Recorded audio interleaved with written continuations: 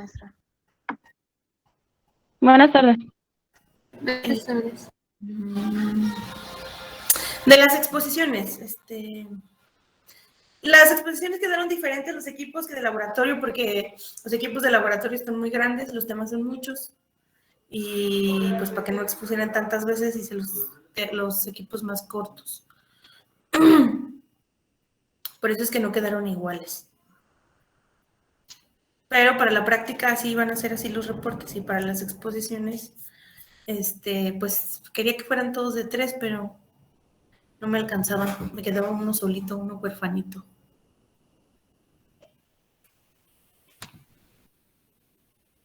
Y vamos a ver proteínas. Entonces, para las exposiciones tienen que, pues literal, abrir su programa educativo que está en la plataforma con los temas y ir cazando cuando les toca, ¿no? Ahora sí van a tener que estar enterados sí o sí, que tienen que ver hoy, y sí o sí van a tener que leer.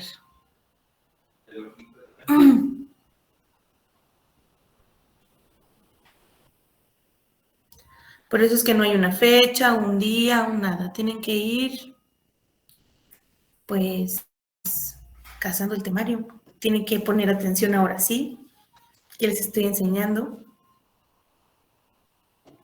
para que puedan exponer el tema que les toca, porque además si no exponen, pues se da tema por visto y ya.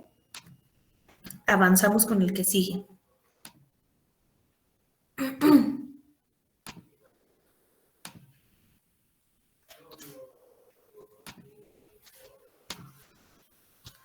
Entonces, hoy vamos a terminar proteínas.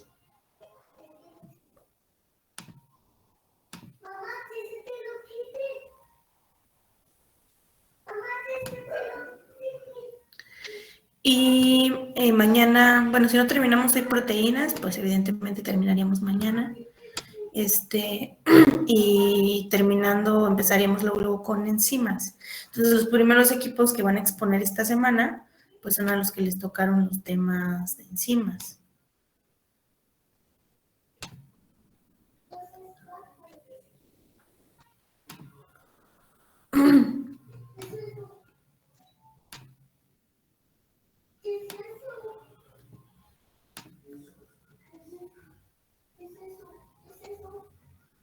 Entonces, aquí en vamos a ver estructura terciaria y cuaternaria, desnaturalización, plegamiento, chaperonas y la estructura de la mioglobina y la hemoglobina, que creo que había puesto unas diapositivas y ahorita vi que no se guardó.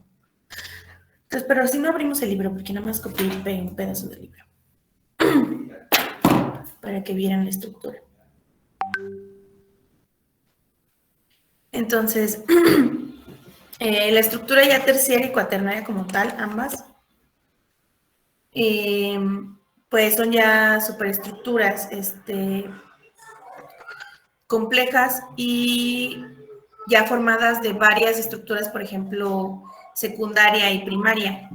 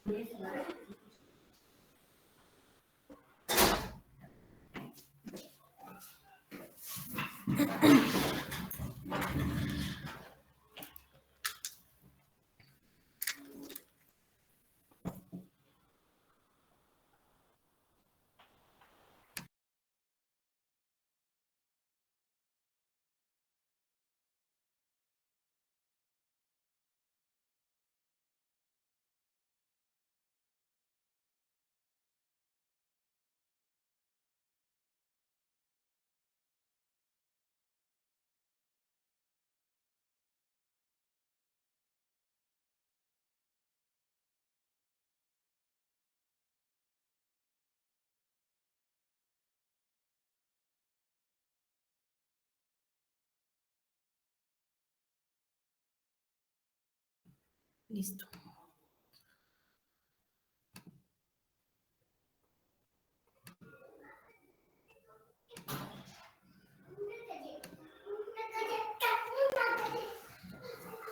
Entonces, bueno, estas estructuras ya tienen conformaciones tridimensionales mucho más complejas que las que estuvimos viendo, como la beta hoja, como las hojas beta plegada o la o las láminas, perdón, son más complejas y van a formar estructuras globulares, las cuales se van a plegar en estructuras nativas, es decir, esa es su estructura como original y así debería de ser siempre, ¿no? Porque así es como se consideran biológicamente activas.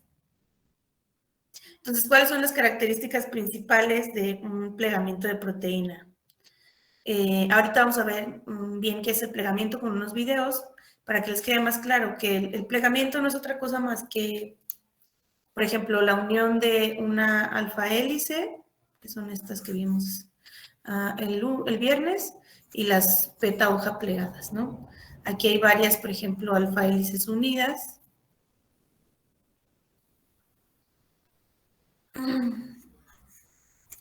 Y varias aquí betas plegadas y se unen.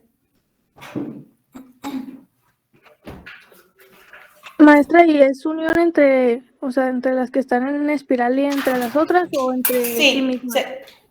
No, se unen estas con estas, que fueron las que vimos que se llamaban supersecundarias o motivos. Entonces, cuando se unen estas, forman una unidad.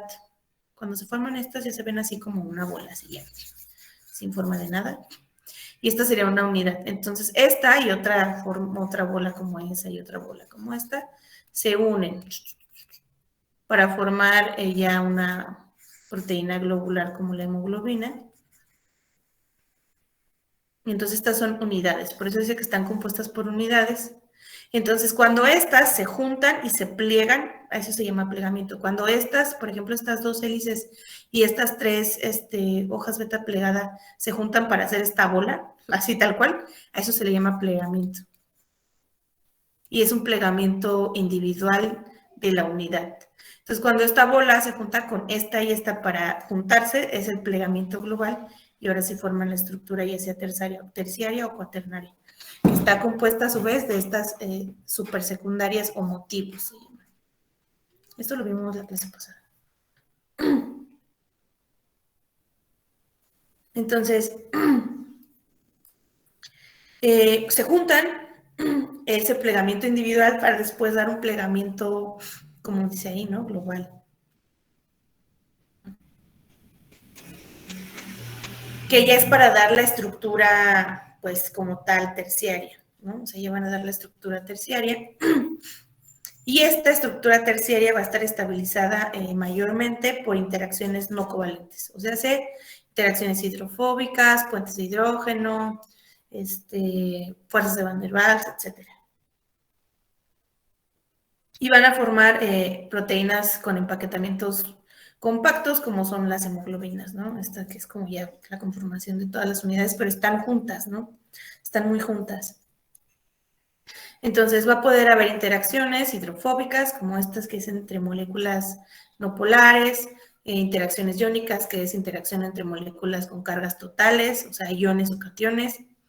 Los enlaces por puentes de hidrógeno, que son los que se forman entre el oxígeno y el protón del grupo amino de la cadena adyacente o de la misma cadena de aminoácidos que los constituye. Y en algunos, pero generalmente se los va a indicar, porque estos sí son covalentes, va a haber puentes disulfuros, ¿no? En algunos, cuando tengan cisteína en la estructura.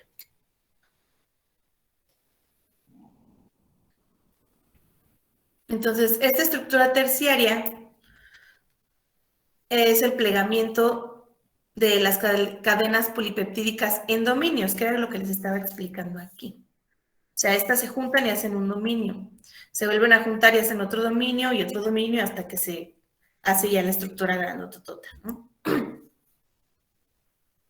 Entonces, la estructura terciaria es el plegamiento de las cadenas polipeptídicas en dominios, que sería ya el plegamiento global cuando se juntan los 3 o 4 dominios que están constituyendo la proteína.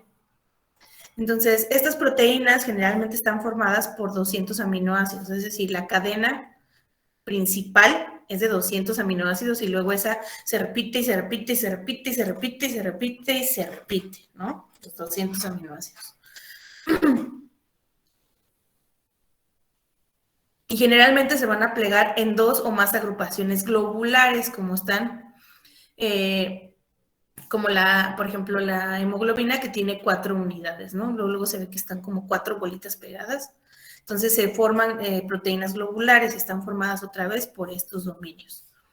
Entonces, estos dominios son las unidades estructurales funcionales y tridimensionales básicas de la proteína, es decir, la conformación, en el caso de, por ejemplo, la cadena peptídica, la unidad básica era monomérica, era un aminoácido, ¿no? Aquí ya, digamos, la unidad básica de unión es esa proteína motivo, porque también es una proteína, motivo, ¿no? Que se va a juntar o aglomerar con otros motivos para hacer la superproteína ya principal, como en el caso de la hemoglobina. En el centro del dominio va a estar constituido por algunas combinaciones de elementos estructurales supersecundarios, que es lo que les estoy diciendo, ¿no? Es decir, el dominio, o sea, ya esta bola, pues, va a estar unida por estas supersecundarias, que son las que vimos ayer, que diga el viernes. Entonces, el plegado de estas cadenas polipeptídicas motivos es un plegado aparte del plegado general, ya para formar, por ejemplo, la hemoglobina. Primero estas van a tener que plegarse para formar la subunidad o la unidad. Entonces, por eso es que dice que ese plegado suele ocurrir de manera independiente a los plegamientos de los dominios. Es decir, el plegado global es independiente al plegamiento de los dominios que van a constituir a la misma proteína.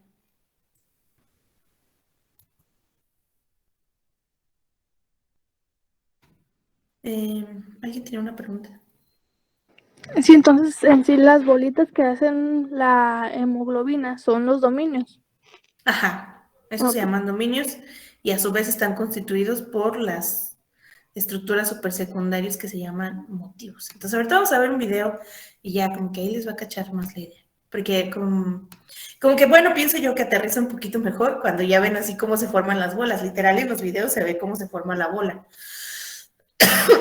O sea, el dominio, pues, se ve cómo se empieza a formar el dominio.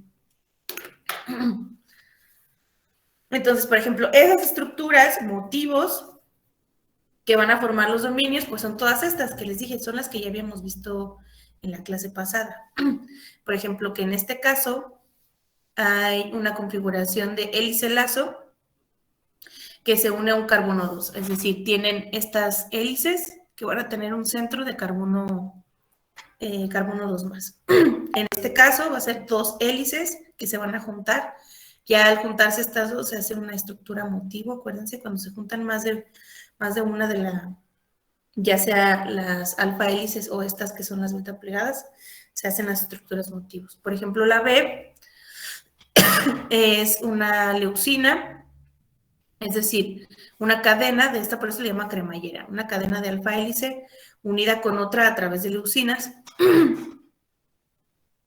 El C es un barril, que si se acuerdan, vimos el barril ya estaba conformado por un montón de hojas beta plegada y de alfa hélices, como ya todas revueltas ahí, como entretejidas. Por ejemplo, un ejemplo de esto es la proteína retinol, que tiene un dominio barril. O sea, toda esta sería un dominio. Y si se juntara con otras 4 u otras 3, estaríamos formando una estructura terciaria o cuaternaria, que varias de estas unidades se juntaran y hicieran ya la proteína terciaria o cuaternaria. Acá, por ejemplo, hay igual alfa hélices y las beta plegadas. Y aquí también, ¿no? Son alfa hélices y beta plegadas, pero estas están unidas y se fijan por un centro de zinc. Así como la hemoglobina que tiene en el medio un centro metálico de hierro, estas tienen en el medio un zinc, ¿no? Entonces, vamos a recapitular, ¿no? Las proteínas tienen una secuencia única de aminoácidos que la constituyen. Esas forman una proteína que van a tener una estructura única y les va a dar una función única. Entonces, ¿de quién depende la función así completamente de la proteína? Pues de la secuencia de aminoácidos. O sea, esta es la que va a dictar qué función va a tener, porque la función depende de la estructura y la estructura depende de cómo esté en esa cadena de aminoácidos, ¿no? Si hay una proteína que se le parece y tiene funciones que se le parecen, bueno, entonces va a tener una secuencia de aminoácidos parecida. Entonces, otra vez, que tenga una proteína parecida, ¿de quién va a depender? De la secuencia de aminoácidos. Si hay un cambio en la secuencia de aminoácidos, si hay un cambio en los invariables que vimos, pues evidentemente va a haber alteraciones en su función que va a desencadenar alteraciones médicas.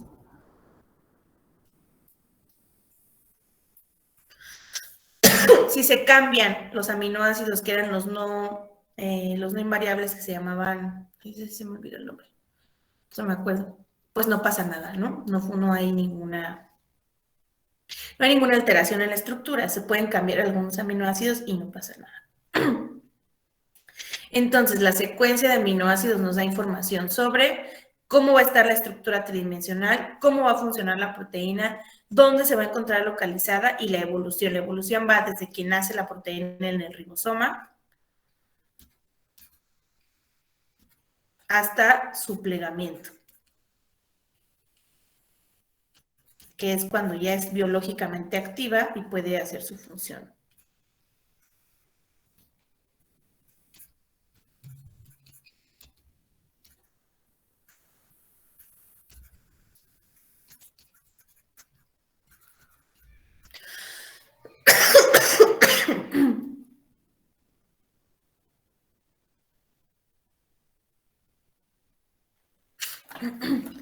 Entonces, recapitulando también lo que vimos en la clase pasada, aquí hay una imagen donde viene pues un resumen, ¿no? Empezamos con la secuencia de aminoácidos que nos da la cadena peptídica. Esa se puede repetir n cantidad de veces y viene el primer plegamiento, ¿no? Para formar, por ejemplo, la alfa hélice o las beta plegadas. Luego esas se van a juntar con otras para hacer las estructuras motivos y volver a plegarse en una estructura terciaria. Y esas otras se van a, o sea, ya esas estructuras, esas unidades, pues, se van a juntar para hacer un plegamiento global y hacer una estructura cuaternaria que está formada de muchas subunidades de estas. Se me hace que no lo vamos a ver porque es como un resumen de todo lo que hemos visto. Y empieza a hablar de los aminoácidos y no sé qué tanto, pero déjenme ver si hay como una parte importante. Se me hace que no, que es el otro, pero ahorita vemos.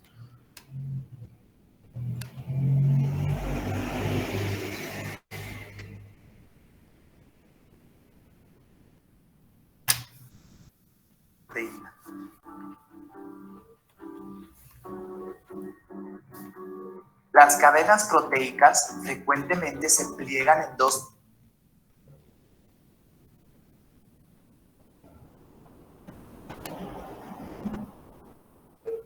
La estructura primaria, la estructura secundaria, la estructura terciaria. Después de eso un pedacito nada más, que es como que se ve el plegamiento. Estructura primaria. Ajá. La estructura primaria de una proteína es la secuencia lineal de los aminoácidos tal y como están codificados en el ADN. Los aminoácidos en una proteína se mantienen juntos por los enlaces peptídicos que vinculan al grupo amino de un aminoácido a un grupo carboxilo de otro. Una molécula de agua es liberada cada vez que se forma un enlace. Las series vinculadas de átomos de carbono, nitrógeno y oxígeno son la estructura básica de la proteína.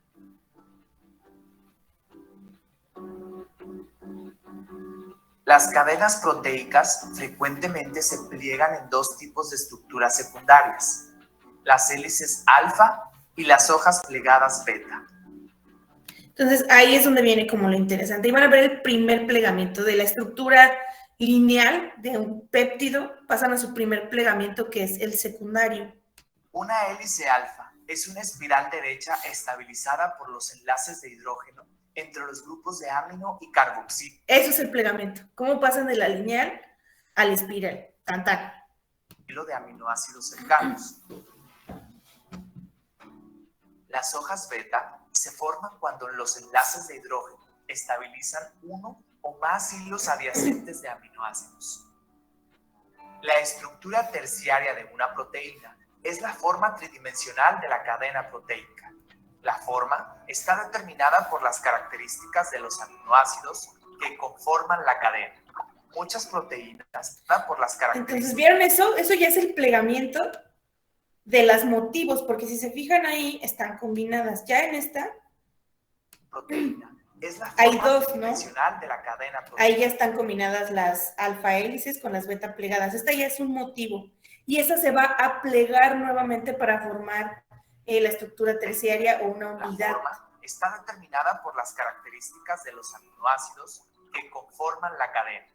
Muchas proteínas adoptan formas globulares con cadenas laterales hidrofóbicas protegidas desde el interior, lejos de las moléculas del agua circundante. Las proteínas unidas a la membrana tienen aminoácidos hidrofóbicos agrupados en el exterior para que las cadenas laterales hidrofóbicas puedan interactuar con los lípidos de la membrana. Los aminoácidos cargados permiten que las proteínas interactúen con moléculas que tienen cargas. Bueno, ¿vieron eso? Ese también es un plegamiento. Porque antes de que se plegue, bueno, de que se haga bolita, no está totalmente plegada ya en su última estructura, le falta. Y se termina de plegar hasta que se combina con la membrana. Permiten que las proteínas ¿vieron? Se hace como bolita. Con moléculas que tienen cargas complementarias. El hemo, una molécula pequeña con un átomo de hierro en los pulmones, forman a esta proteína. La proteína que está en la hemoglobina, glóbulo rojo. Creo que no, aquí empieza a hablar a través de la sangre para regular el nivel de insulina. Literal de ya del funcionamiento de las proteínas. La ferritina. La ferritina.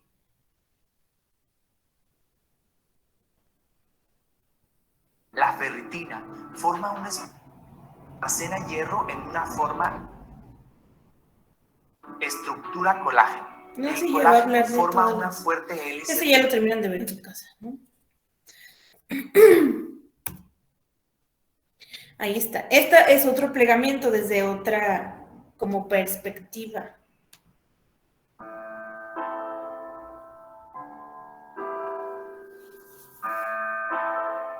Esta es la cadena de aminoácidos que conforma.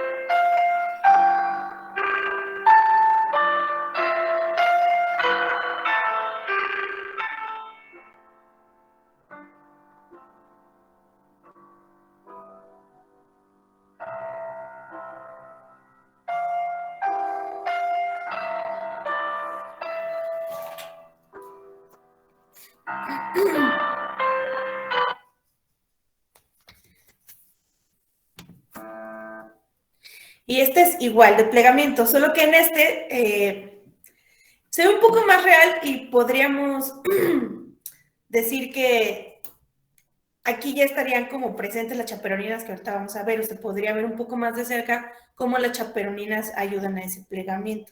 Ese también es cortito.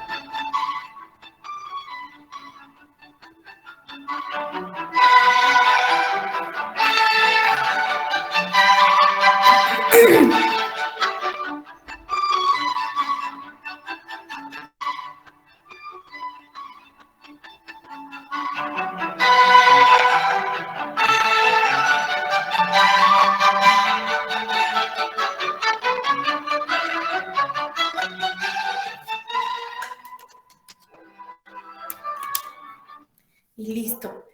Esto como que queda un poco más, para mí, parece que es muy fácil, uno diría, no, sí, las proteínas se pliegan fácilmente. No, es casi un milagro que eso ocurra. ¿Por qué? Porque hay cientos y cientos y cientos y cientos de enlaces en esa estructura, un montón de interacciones covalentes y no covalentes, y ellas mismas se podrían estorbar para que esto ocurriera, ¿no? Como esos pequeños dobleces que aparentemente no pasaría nada si no se dobla como es correctamente, pero sí pasa, ¿no? Entonces, eso que es prácticamente un milagro ocurra para que las interacciones intermoleculares no se estorban entre sí mismas, ocurre gracias a las chaperonas. Las proteínas chaperonas son como literal soldaditos que ayudan a la proteína a plegarse. Sin estas, no ocurriría. Entonces, las chaperonas también son proteínas que van a ayudar a las otras proteínas a plegarse. Entonces, las chaperonas están pegadas a las proteínas desde que se sintetizan en el ribosomas. O sea, desde aquí, desde la síntesis en el ribosomas aquí de las proteínas, también las chaperonas empiezan así a pegarse a la estructura de esta es la proteína, esta es la cadena de aminoácidos. Y las chaperonas se empiezan a unir a ella. Desde que está produciéndose en el ribosoma, se le pegan a la proteína. Y entonces, desde ahí la van a empezar a cuidar. Son como un tipo de guaruras. Entonces, durante este tiempo que es finito, porque no van a estar pegadas las chaperonas a la proteína por siempre, solo es desde que nace, y cuando se pliega, la sueltan, ¿sale? Y el plegamiento la dejan ir. Por eso es que es un tiempo finito entre la síntesis y el plegamiento, ¿sale? Entonces ellas lo que van a hacer es protegerlas de esas interacciones erróneas. Si vieron en el video ya de la musiquita donde parece que está sufriendo la proteína porque no se puede plegar y dice que hay interacciones erróneas, bueno, esas interacciones erróneas las inhiben las chaperonas. ¿Por qué? Porque vieron que había unas bolas ahí que se les pegaron. Bueno, esas bolas inhiben esas interacciones que no deberían de ocurrir, así literal como si las enmascararan. Por ejemplo, si la interacción dependiera entre esas dos moléculas, dependiera de si hubiera una barrera entre ellas o no. Entonces, ellas son esa barrera para que no ocurran esas interacciones que no deben ocurrir, para que las que sí deben ocurrir sucedan y se pueda plegar, en pocas palabras, ¿sale? Entonces, hay algunas, por ejemplo, proteínas mitocondriales y de los cloroplastos que no se deben de plegar hasta que se insertan a la membrana, como vimos en el primer video, que si se acuerdan que les dije. Fíjense que está como, o sea, ya está, digamos, la estructura casi totalmente plegada, porque ya se ve que ahí hay unas, o sea, ya se ve que es una proteína globular compleja, pero no termina de plegarse hasta que se une a la membrana. Vieron que se hizo como, se terminó de hacer bolita, ¿no? Esa, por ejemplo, esa que estaba abierta o semiabierta antes de pegarse a la membrana, estaba custodiada por chaperonas. La estaban cuidando hasta que llegara el momento en el que se tenía que plegar por completo sobre la membrana, ¿sale? Entonces, esto, por eso les digo que ya las proteínas en sí son muy complejas, porque además tienen que ser termodinámicamente estables, no solo químicamente, sino físicamente. Hay otras leyes que las rigen. Entonces, las chaperonas ayudan a esta complejidad estructural para que pueda ocurrir y para que las proteínas sean tan perfectas como lo son.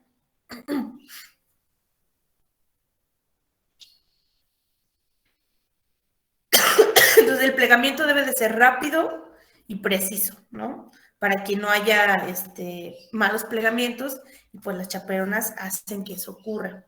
Hay dos tipos de chaperonas. Las HCP70 y las HCP60, en donde las primeritas que van a actuar son las HCP70, porque son las que van a salir en el ribosoma, ahí como se ve aquí salen, aquí está el ribosoma, y empiezan a pegarse luego, esta es la cadena peptídica, o la cadena de aminoácidos, y si se fijan, aquí están ya pegadas desde el ribosoma. Entonces empiezan a pegar, a unir a la proteína madre, por así si quieren decirlo. Las chaperonas se unen a la proteína madre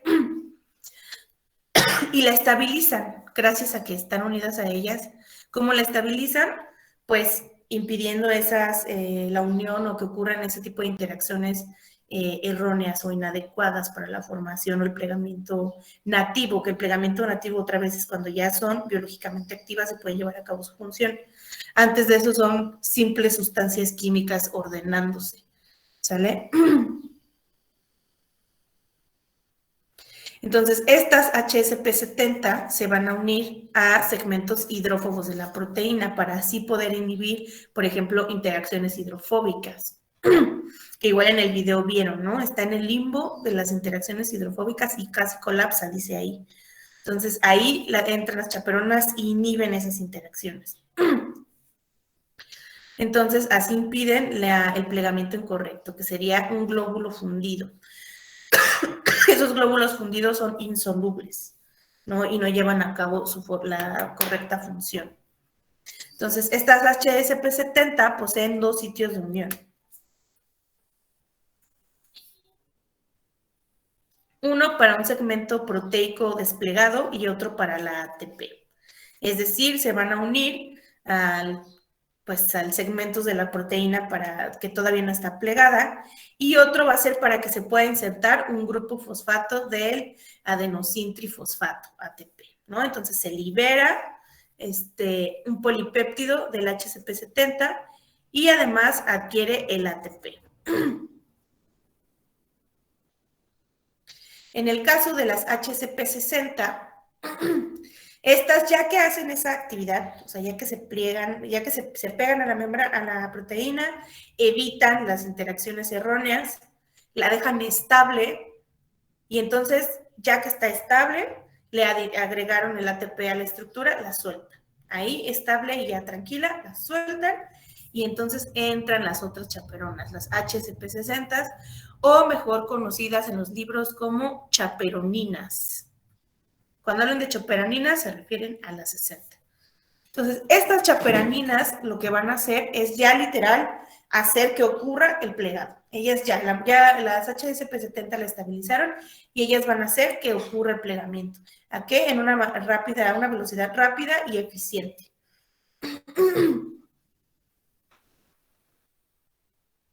Entonces, estas van a formar como una estructura una estructura de anillos, pero que va a ser cóncava, es decir, como si fuera un huequito, o sea, un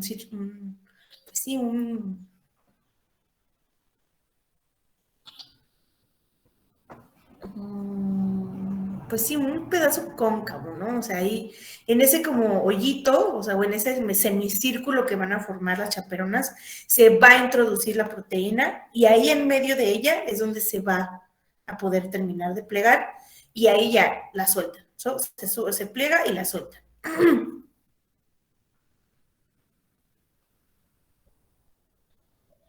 Entonces aquí dice, ¿no? Es una cavidad donde va a entrar la proteína para terminar de plegarse, perdón.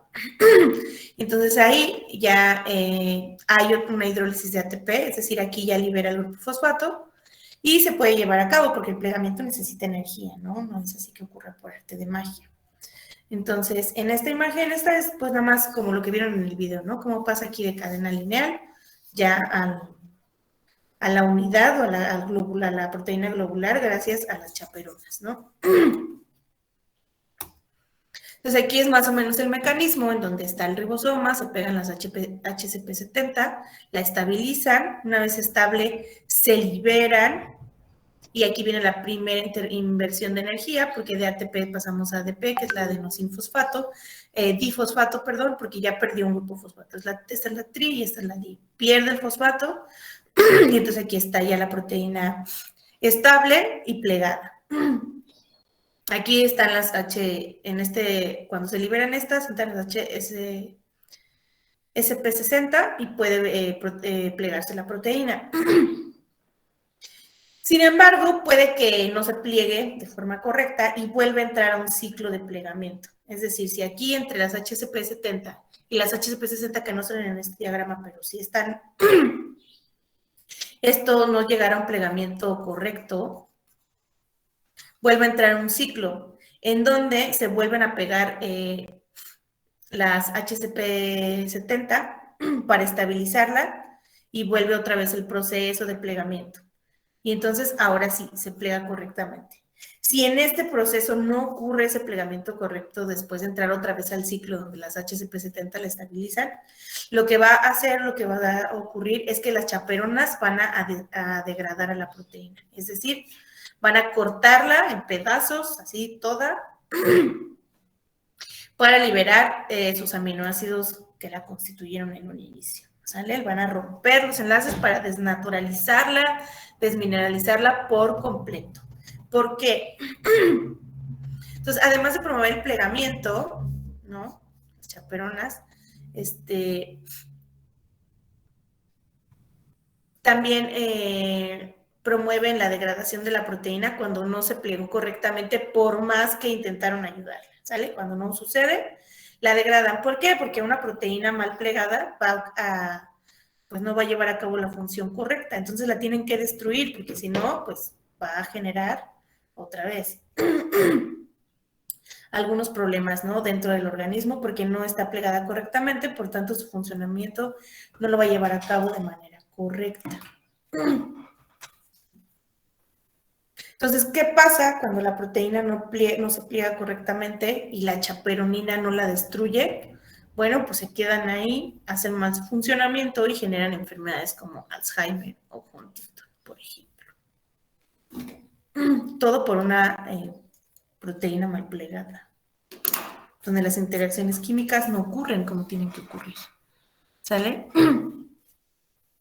Entonces, ¿cómo se desnaturaliza una proteína? ¿Cómo pasa de estar activa biológicamente a estar desactivada y además pues llevar a cabo funciones erróneas como vimos antes, ¿no? Y producir enfermedades como Huntington. Bueno, esta literal es la pérdida de esta estructura tridimensional compleja a una estructura como lineal, peptídica como estaba antes, ¿no? Aquí no se liberan residuos de aminoácidos, no, aquí no hay degradación de la proteína, solo hay desnaturalización, que son dos cosas diferentes. Una cosa es la desnaturalización, otra cosa es la degradación. En la degradación sí hay liberación de los aminoácidos que la constituían porque se rompen los enlaces peptídicos. Aquí no hay ruptura de enlaces, simplemente hay pérdida de la estructura tridimensional, ¿sale? Y la desnaturalización puede ser reversible o irreversible. Generalmente y con frecuencia es irreversible. Ya no hay marcha atrás. Se descompuso, murió la proteína. Por tanto, pierde su función biológica. ¿Cuáles son los principales factores o características que pueden hacer que se pierda la estructura secundaria, es decir, llevar a cabo a la desnaturalización? Pues es por cambios bruscos en el pH, ya sean muy ácidos o muy básicos, que va a alterar los patrones de los puentes de hidrógeno. Y entonces, sin puentes de hidrógeno, no hay estructuras. O también puede haber interacción o afectando las interacciones electrostáticas, es decir, de los iones que la constituyen. Los solventes orgánicos, como el etanol, por ejemplo, también rompen interacciones hidrófobas. Los detergentes rompen interacciones hidrófobas. Agentes caotrópicos, por ejemplo, podría ser algún medicamento como el beta-mercaptoetanol. Ese reduce los puentes disulfuro, es decir, rompe esos puentes disulfuro. Y también, por ejemplo, la urea puede romper puentes de hidrógeno o interacciones hidrofóbicas. En el caso, cuando también se afecta la concentración de sales en el medio, también rompen las interacciones electrostáticas o las alteran. Cuando hay iones metálicos como plomo y mercurio, también afectan las interacciones electrostáticas porque estos son cationes, ¿no? Y las interacciones electrostáticas son entre cationes y aniones, entonces pueden afectar estas interacciones, rompiéndola para que formen las interacciones con ellos, por ejemplo. Y los cambios de temperatura, ¿no? Cuando hay temperaturas muy altas, rompen todas las interacciones débiles. ¿Quiénes son todas las interacciones débiles? Puentes de hidrógeno, fuerzas de Van der Waals, interacciones intermoleculares, dipolo, dipolo, dipolo inducido, fuerzas de Van der Waals, fuerzas hidrofóbicas, todas las fuerzas no covalentes se rompen con los cambios de temperatura. Y por agresión mecánica, exactamente lo mismo. Todas se rompen porque son interacciones débiles, ¿no? No soportan ni los cambios de temperatura ni las fuerzas mecánicas. Un ejemplo de esto, por ejemplo, sería el huevito que nos hacemos en la mañana, la cual está constituida por una proteína que se llama ovoalbúmina. Esta proteína, cuando ustedes no han calentado el huevo aún, es la clara, la transparente, que está protegiendo a la yema. Una vez que ustedes encienden la estufa y empieza a elevarse la temperatura, la albúmina se desnaturaliza por completo y por eso podemos ver esta cosa blanca, media sólida, ¿no? Porque además pierde la solubilidad que tuviera, ¿no? Ahí en la desnaturalización. Entonces ustedes desnaturalizan proteínas todos los días, si es que comen huevo todos los días, ¿no?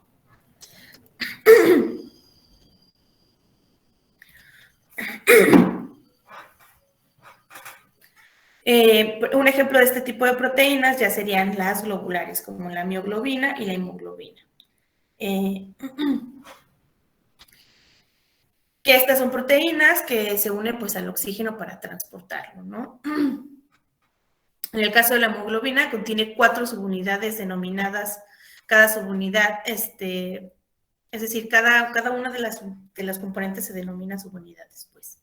Y cada subunidad contiene un grupo hemo que se vuelve reversible con el oxígeno, es decir, va a atrapar al oxígeno cada grupo hemo.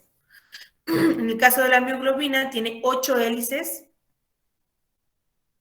que se designan de la A a la H, y el grupo hemo posee un átomo de hierro que se une reversiblemente con el oxígeno, es decir, pues lo puede unir con él y después soltarlo, ¿no? No es una unión irreversible, no se va a quedar enlazado permanentemente a él el oxígeno, a ese grupo hemo.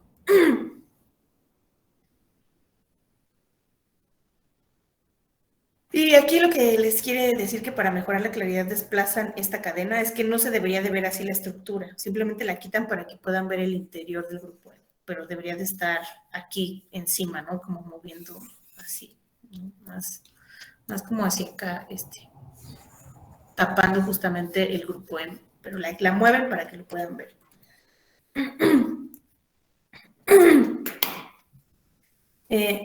Ya si ven el video ese que nos saltamos por tiempo, van a ver cómo la hemoglobina se mueve en el torrente sanguíneo y va liberando oxígeno aquí y oxígeno allá y así, ¿no? Ahí, muy bonito el video. También pasan como la proteína de la glucosa, de la insulina, perdón, ayuda a que entre la glucosa en la célula y así. Más ya como la función, si la quisieran decirlo, verlo en vivo y a todo color, cómo pasa o cómo ocurre el funcionamiento ya de la proteína plegada. Entonces aquí las proteínas globulares, seguimos hablando de las globulares, pues tienen otra vez permiten la unión del oxígeno a ellas, ¿para qué? Para su transporte en todos los tejidos y órganos del cuerpo, ¿no? ¿Quién permite eso? El grupo hierro 2+, que se va a unir con un enlace covalente coordinado. Aquí está el grupo hemo, tiene 4 enlaces de coordinación y tiene 4 enlaces covalentes, y 2 de coordinación. Este es uno y este es otro. Entonces, estos enlaces coordinados son más débiles que los covalentes y por eso es que pueden soltar al oxígeno cuando quieran, ¿no? No se va a quedar unido, lo sueltan y hacen su función de transportar el oxígeno a través de los tejidos, el torrente sanguíneo, etc. Entonces, el átomo de hierro forma 6 enlaces coordinados, covalentes coordinados, que están unidos al nitrógeno, es decir, estos que están aquí, 1, 2, 3, 4, y los dos que uno es con histidina y otro es con el oxígeno que van a transportar. Y aquí se podría ver un poco mejor la estructura del grupo hemo, que es otra vez lo mismo, tienen los enlaces con los átomos de nitrógeno y los coordinados con oxígeno e histidina, ¿sale? Así es como se vería molecularmente el transporte sanguíneo, así ocurre. Entonces, el grupo prostético de la mioglobina y la hemoglobina literalmente es el que permite ese transporte de oxígeno, ¿sale? Y bueno, el hierro, el grupo prostético es el que le da el color rojo característico a la sangre y es por eso que sabe también, pues a metal. Nunca se han pegado en la boca o se han cortado el dedo y se lo chupan y su sangre sabe pues, metalosa, tal cual, así raro, pues es el hierro lo que le da el sabor característico a metal y el color rojo, porque el hierro es rojo. Hay unas minas de hierro, ¿cómo se llaman? Déjenme acuerdo. Pero así todo el suelo, todo, pues es rojo, así como su sangre, porque está toda llena de hierro.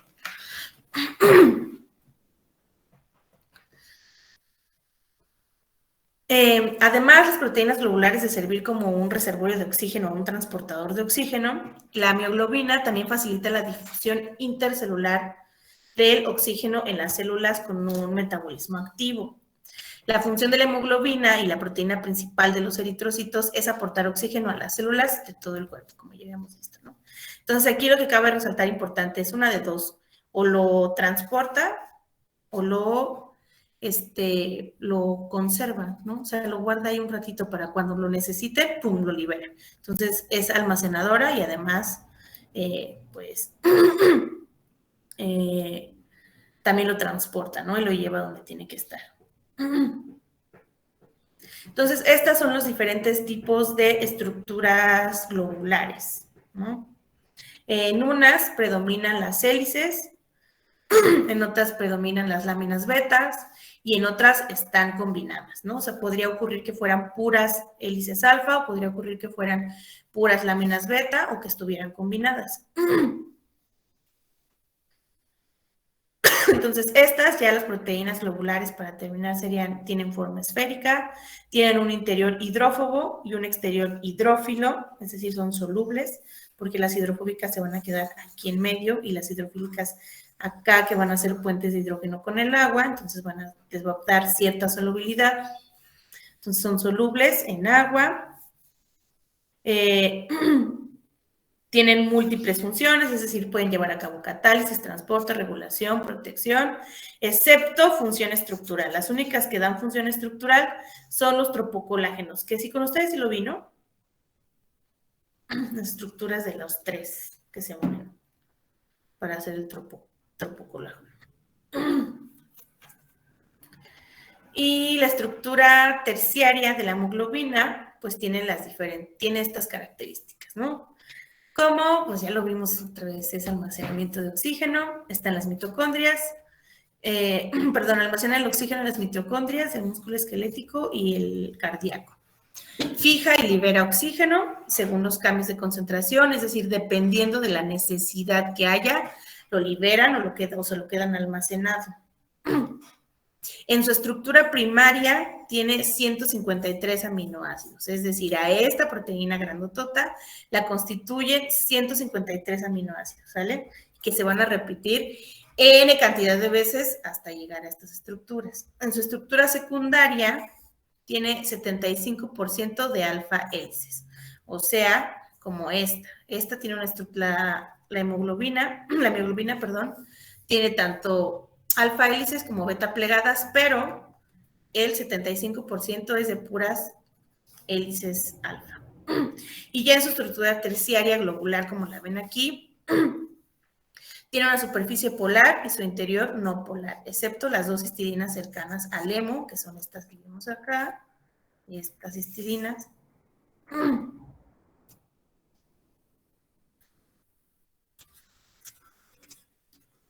Entonces su interior es polar, es no polar, excepción de las histidinas que son polares, y un grupo hemo en el centro molecular que también es polar, que tiene cargas, ¿no?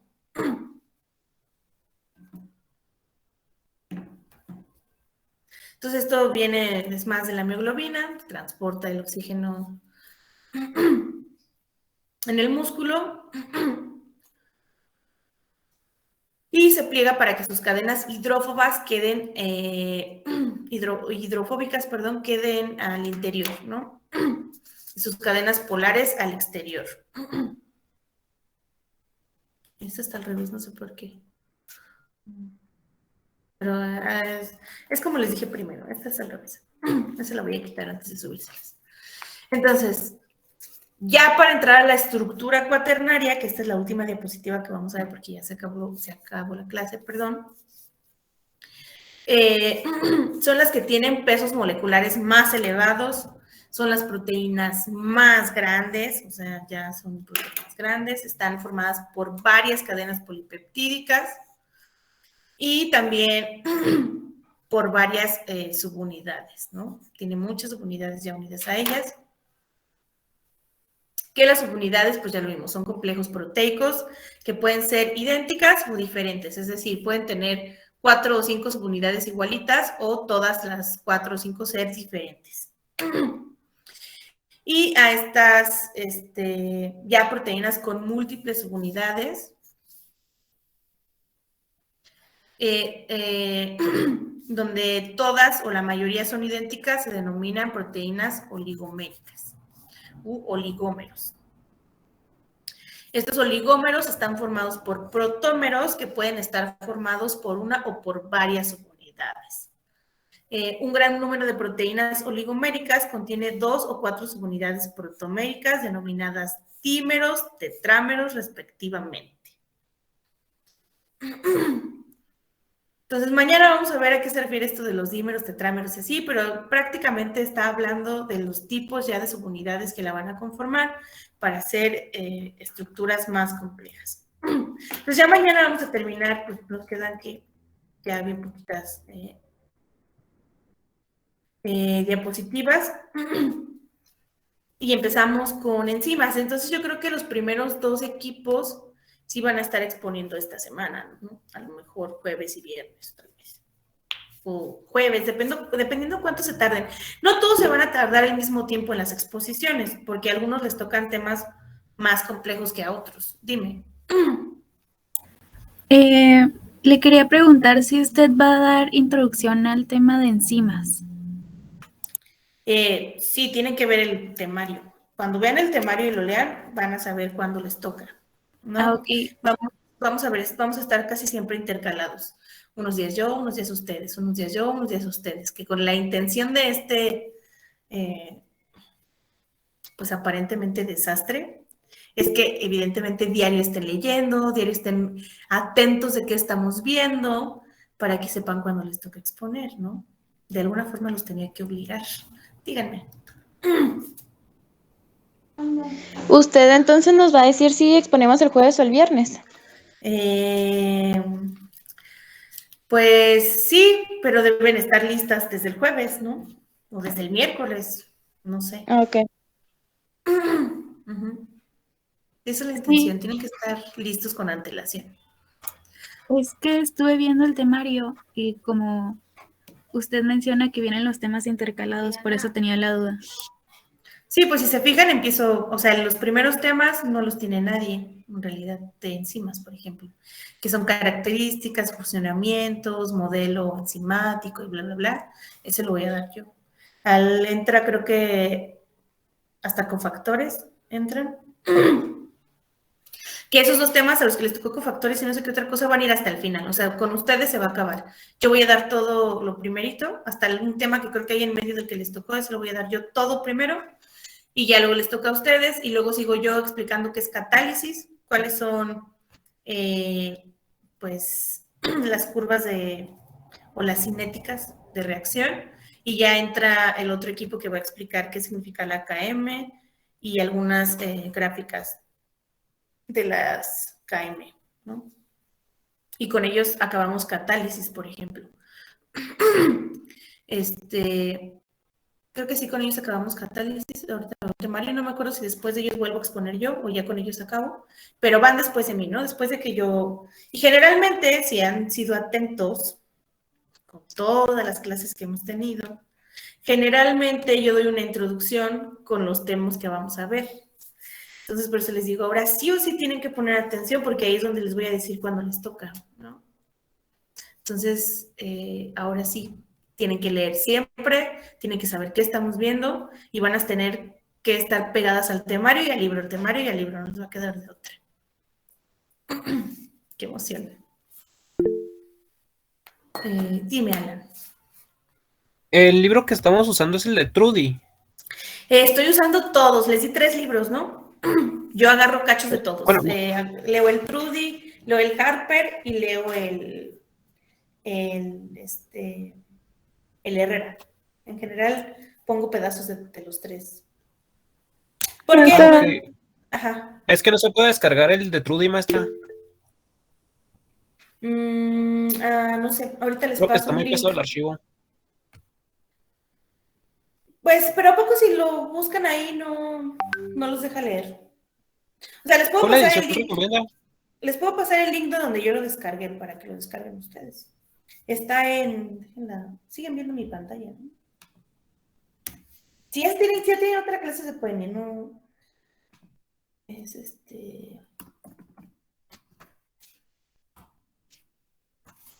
creo que sí es aquí. No es este. Ay, no es este. A ver si así me salen.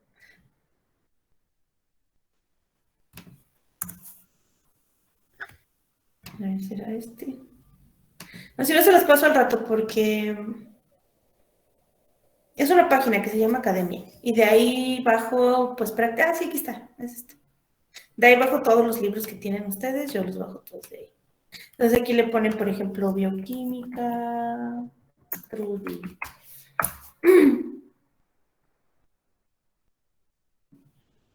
Ay, como que está bien lento el internet.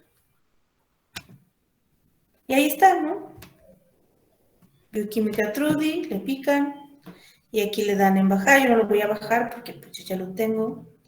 Y ya, tan. Les va a decir ahí que si quieren una cuenta premium le ponen que no, que quieren seguir en la forma gratis. Y lo baja, ¿no? Es sencillo. Al rato les paso el link por WhatsApp.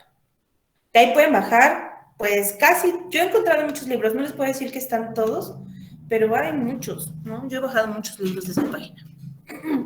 Y ahí está Herrera, está Trudy y está Harper, estoy casi segura. Pero si no tienen problemas con esos, pues nada más bajen el Trudy. Pero yo leo en general los 3, por eso les puse los 3. Ustedes no tienen que sacar la exposición de los 3, pero pueden escoger el que más les acomode, porque la cosa es que en unos vienen los temas más amplios, en otros vienen más cortos. Entonces, a mí lo que me ayuda es a llenar los huecos, ¿no? Si en un libro no viene explicado así muy entendible o no viene toda la explicación, generalmente Trudy viene un poquito más completo. Entonces, pero me gustan más las figuras de Harper o de Herrera, tiene como que monitos más bonitos, mejor explicados, diagramas mejor explicados. Entonces pueden ayudarse de los 3. Solo apéguense a lo que viene ahí. Si no vienen esos libros, pues ya pueden hacer búsqueda libre, pero generalmente traten de tomar la información de ahí porque ahí es donde van a encontrar, sobre todo como más información un poquito más semejante una con la otra, que cuando uno se mete a Google y luego encuentra un montón de cosas que no se parecen una con la otra. Y es así, los 3 libros, eso sí se los puedo asegurar, dicen más o menos lo mismo. Entonces ya me voy porque tengo otra clase y tienen que exponer, ellos ya les toca exponer hoy. Entonces nos vemos mañana. Este sábado se me hace que sí nos vamos a juntar, al menos 1 hora, para aclarar todas las dudas de la práctica, ¿no? Y posiblemente les dé la introducción de la nueva. Pero si no, al menos tenemos que revisar la práctica que hicieron y ya ahí que salgan todas sus dudas y comentarios. Dime. Maestra, lo del ensayo quería preguntarle que dice que 8 hojas y se refiere a que son 8 hojas entre la introducción, el desarrollo y la conclusión. Ay, no me fijé que dijera 8 hojas. Solo me acuerdo que les puse que entre el desarrollo y planteamiento del problema únicamente quería 3 hojas, no quería más. Y ya todo lo demás, pues es paja, que es la introducción, que es la portada, el índice, conclusiones, bibliografía, O sea, pero en la parte que es la más importante, que es el planteamiento del problema y el razonamiento ya del problema, ese máximo 3 hojas, no quiero más de eso, ¿no? Porque esa es la parte que me interesa leer, sobre todo esa y las conclusiones, ¿no? Ahí es cuando me doy cuenta cuando lo copiaron, si realmente entendieron lo que leyeron, etc. Entonces, no, esto de las 8, déjenmelo editar porque no me acuerdo que dijera 8 hojas, ¿no? La parte importante es esa, donde les pongo que son, o ahí decía 8 hojas, a lo mejor me equivoqué y en vez de poner 3 puse un 8. No sé, déjenlo reviso. Muy bien, maestra, gracias. Bueno, ya me voy porque mis otros alumnos ya están desesperados. Bye. Gracias, nos vemos.